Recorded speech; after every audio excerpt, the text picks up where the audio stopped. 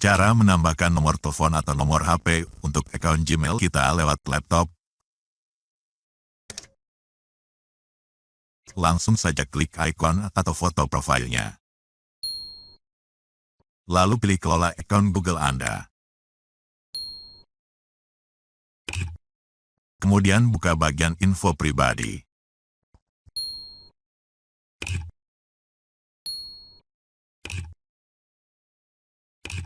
Lalu klik atau tap pada bagian telepon. Nah, biasanya kita akan disuruh masukkan password akun Gmail kita terlebih dulu. Tambahkan sekarang. Nah, masukkan nomor HP kita di sini. Selanjutnya, dapatkan kode. Masukkan kode verifikasi yang dikirim sistem Google ke HP kita di sini. Verifikasi.